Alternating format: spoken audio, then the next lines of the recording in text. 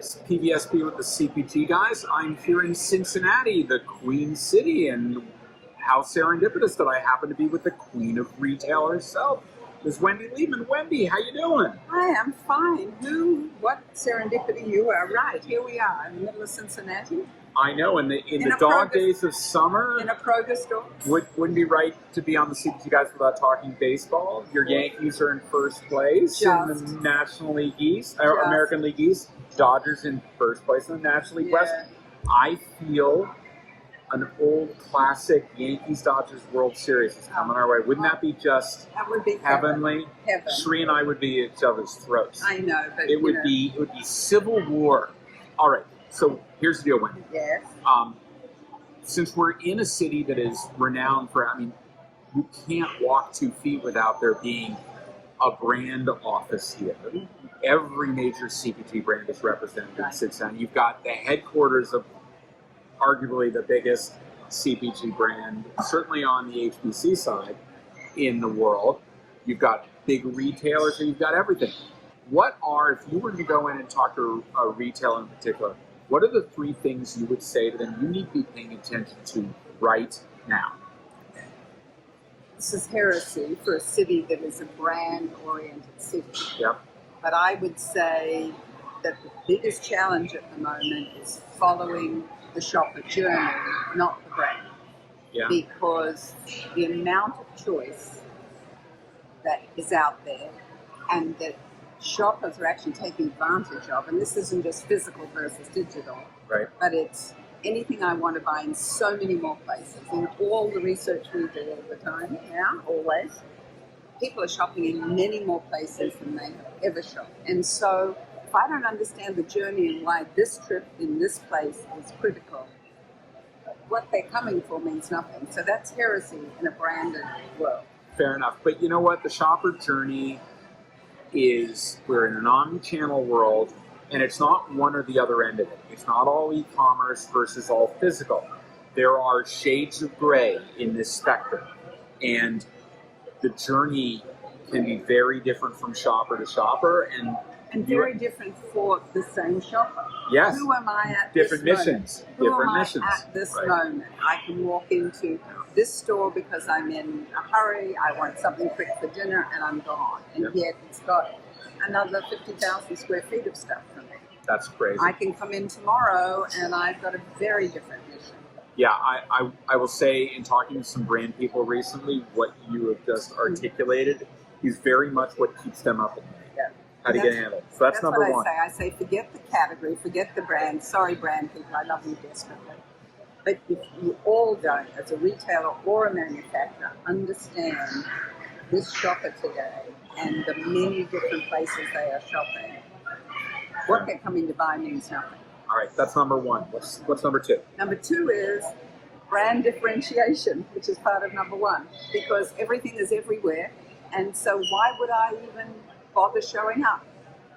What's going to drive me to come and buy your brand?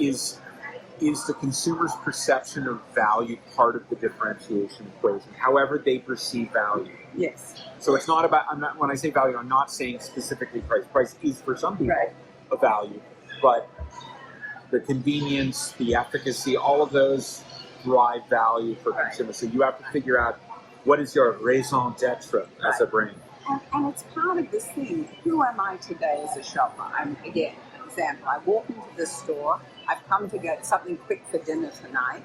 And what is going to get me to look at that end cap? What is it about that? Is it the same old end cap I've seen because the football season starts, and there are a lot of those football end caps down? Is it football season? Is it there's a new product? Not really, just a little slightly new, different, but something really important to me. And is it relevant to me on this trip? And is the price right for this trip?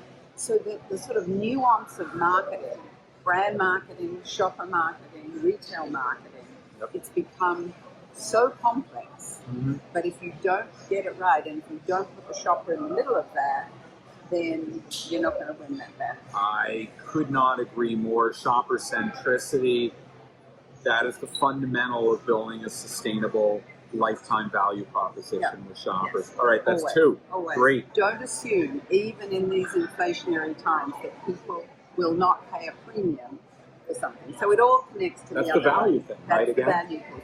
But the piece that's interesting, and we've seen this, I think it's part of that, this what I'm calling this kind of dichotomy of a post-COVID world or a semi-post-COVID world. Is on the one hand, everything feels so uncertain, inflation, gas prices, health, all of those things. Yep. On the other hand, I want my damn life back. I want some control in my life. And shoppers are telling us this all the time. So while they're cutting back on certain things, they will still treat themselves on other things.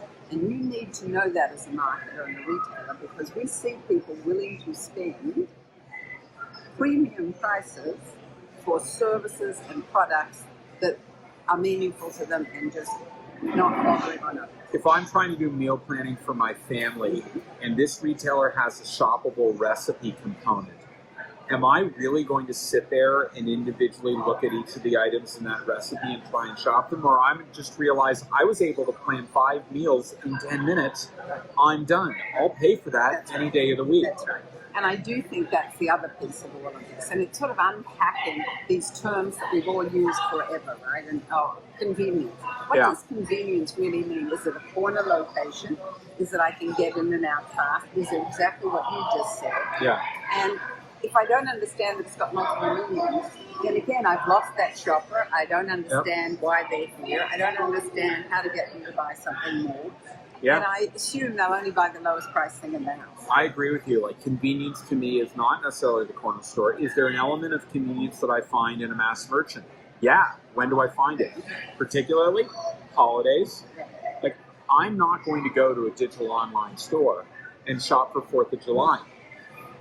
Brian Gildenberg talked about this in his recent Omnicom, where he talked about vertically or horizontally organized retailers.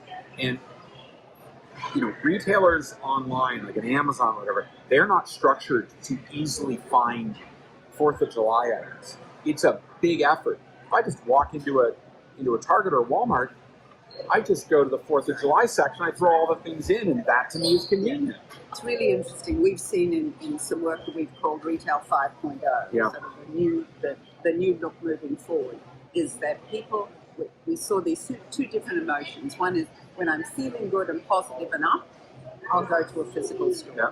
When I've got lots of different things to buy or lots of things under one shopping list, old world, new world.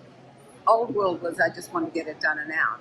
New world is something like you talked about, seasons, occasions, when I can get all that done without clicking here, clicking there, going to another site, having to scroll through, find the category.